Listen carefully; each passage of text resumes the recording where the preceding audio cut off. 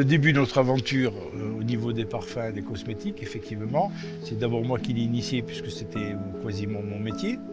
Et ensuite, nous sommes partis donc, pendant plusieurs années en Italie.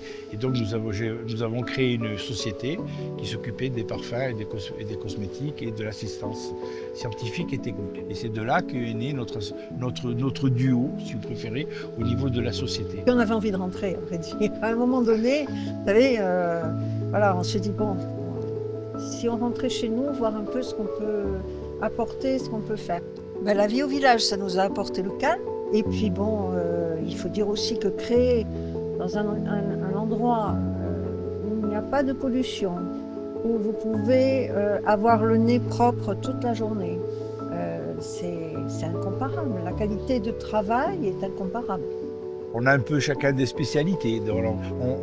Disons comment il y a quand même pas mal de travail et qu'on est nombreux, ben autant qu'à faire, chacun fait la partie qui l'intéresse le plus. Je sais que pour certains parfums, je laisse faire Françoise parce que je sais qu'elle aime bien le floral ou des choses comme ça que moi j'aime un peu moins. Voilà. Donc c'est un travail en commun. Voilà. Et en plus avec une troisième partie maintenant, puisque Jean-Michel nous a rejoints et ça fait déjà 7-8 ans qu'on travaille ensemble. Et lui aussi maintenant qui est devenu parfumeur. Donc maintenant nous sommes 3 parfumeurs pour la même société, mais il y a du travail pour tous.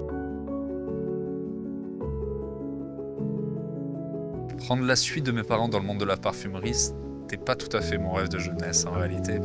Mais malheureusement, il m'a formé depuis que je suis bébé à apprendre les plantes, à les sentir et à les mettre sous le nez, à au final me constituer une bibliothèque olfactive. C'est vraiment, disons, une passion et j'ai essayé d'aller contre pendant suffisamment d'années. Malheureusement, on peut pas aller contre soi-même, quoi.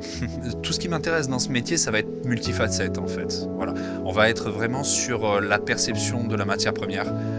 Qu'est-ce qu'on va ressentir quand on va sentir la matière première et à la fin, quand on va réussir à composer, est-ce qu'on va réussir à passer le sentiment qu'on a voulu exprimer? Le sentiment ou le lieu, hein, parce qu'en fonction de ce que vous parfumez ou comment vous parfumez, vous essayez soit de créer une ambiance, un sentiment, un lieu. Mais quoi qu'il arrive, ce que vous essayez de créer, vous le faites passer par l'émotion.